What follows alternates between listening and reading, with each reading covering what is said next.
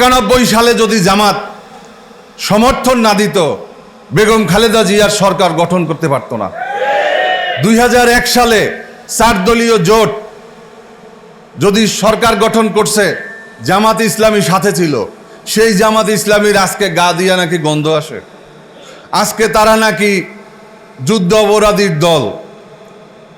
আজকে স্বাধীনতা বিরোধী, তাদের নাকি আজকে ক্ষমা চাইতে হবে।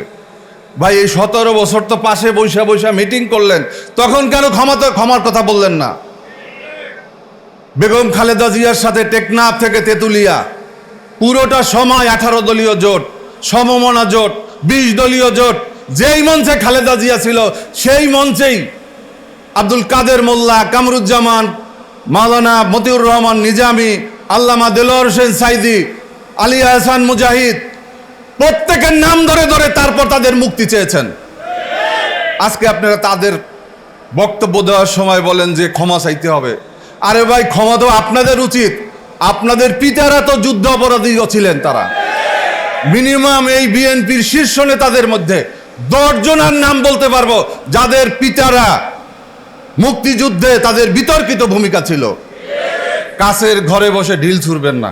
যারা দীর্ঘ 17টি বছর এদেশের মানুষের অধিকারের প্রশ্ন, রাষ্ট্র সংস্কারের প্রশ্নে আন্দোলন সংগ্রাম করলেন, জুলাই অভ্যুত্থানে তারা নিজেরা অনেকেই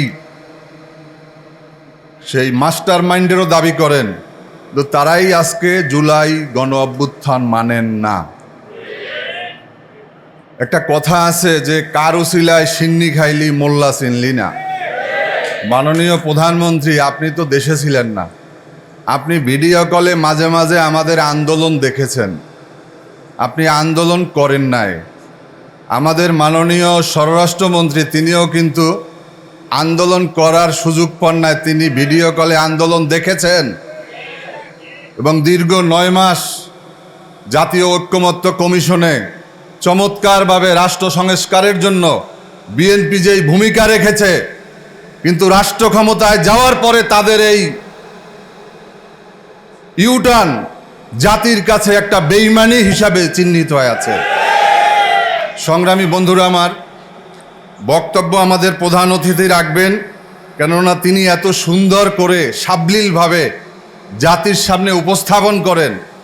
এটা আমাদের দ্বারা শুনতে আমাদের খুবই বারবার তার বক্তব্য শুনি যে দেশ জাতির কল্যাণে তার যে চিন্তা, তার গবেষণা এবং তিনি যেভাবে নেতৃত্ব দিয়ে আজকে আমাদেরকে এই জায়গাতে নিয়ে আসছেন, এটা আমরা আল্লাহর কাছে শুকরিয়া আদায় করি। ছোট সময় যখন আমরা আমাদের থানা সদরে যেতাম, তো সুন্দর করে বড় একটা ব্যানার দেখতাম বিএনপির অফিসে, সেখানে লেখা বেগম খালেদা জিয়ার বড় একটা ছবি, লেখা জনগণ সকল ক্ষমতার উৎস বেগম খালেদা জিয়া। বিএনপির স্লোগানই হচ্ছে জনগণ সকল ক্ষমতার উৎস। কিন্তু সেই বিএনপি আজকে জনগণ ভোট দিল, তারা বলতেছে না সংসদ সার্বভৌম। আরে ভাই, জনগণ ভোট দিছে, একটা হচ্ছে গণভোট আর একটা হচ্ছে প্রতীকের উপরে ভোট, জাতীয় নির্বাচন। একই দিনে নির্বাচন, একই দিনে ব্যালটে, একই চিঠিতে আমন্ত্রণ জানালো, তারা একটা শপথ গ্রহণ করছে আর একটা শপথ নিবে না। এটা কি মামাবাড়ির আবদার? আজকে তো সাংবিধানিকভাবে তো এই সংসদই প্রশ্নবিদ্ধ হবে যদি শুধুমাত্র সংবিধান করা শুরু করেন আপনারা। সংবিধানে তো নির্বাচন ছিল না, ওই হিসাবে তো শেখ হাসিনা এখনো প্রধানমন্ত্রী। যদি সংবিধানের কথা বলেন, জুলাই আন্দোলন হয়েছে বলেই তো নির্বাচন হয়েছে। আজকে আপনারা দেশ এবং জাতির স্বার্থে আপনাদের উপর আবেদন, আপনারা দীর্ঘ যুগের পর যুগ এই জামাত ইসলামীকে সাথে নিয়ে আন্দোলন করছেন, সংগ্রাম করেছেন, সরকার গঠন করেছেন। 91 সালে যদি জামাত সমর্থন না দিত, বেগম খালেদা জিয়ার সরকার গঠন করতে পারত না। 2001 সালে 4 দলীয় জোট যদি সরকার গঠন করছে, জামাত ইসলামী সাথে ছিল, সেই জামাত ইসলামীর আজকে গা দিয়া নাকি গন্ধ আসে। আজকে তারা নাকি যুদ্ধ অপরাধীর দল। আজকে স্বাধীনতা বিরোধী, তাদের নাকি আজকে ক্ষমা চাইতে হবে। ভাই এই 17 বছর তো পাশে বৈশা বৈশা মিটিং করলেন, তখন কেন ক্ষমার কথা বললেন না? বেগম খালেদা জিয়ার সাথে টেকনাফ থেকে তেতুলিয়া পুরোটা সময় 18 দলীয় জোট, সমমনা জোট, 20 দলীয় জোট, যেই মঞ্চে খালেদা জিয়া ছিল সেই মঞ্চেই আব্দুল কাদের মোল্লা, কামরুজ্জামান, মাওলানা মতিউর রহমান নিজামী, আল্লামা দেলোয়ার হোসেন সাইদি, আলী আহসান মুজাহিদ, প্রত্যেকের নাম ধরে ধরে তারপর তাদের মুক্তি চেয়েছেন। আজকে আপনারা তাদের বক্তব্য দেওয়ার সময় বলেন যে ক্ষমা চাইতে হবে। আরে ভাই, ক্ষমা তো আপনাদের উচিত। আপনাদের পিতারা তো যুদ্ধ অপরাধী ছিলেন। তারা মিনিমাম এই বিএনপির শীর্ষ নেতাদের মধ্যে 10 জনের নাম বলতে পারবো যাদের পিতারা মুক্তিযুদ্ধে তাদের বিতর্কিত ভূমিকা ছিল। কাছের ঘরে বসে ঢিল ছুড়বেন না। আজকে বাংলাদেশকে বিভক্তি বিভাজনের জন্য আওয়ামী লীগ যেই পথে হেঁটেছে সেই পথে আপনারা হাঁটবেন না। আমরা একটা ঐক্যের বাংলাদেশ চাই, আমরা একটা নতুন বাংলাদেশ চাই।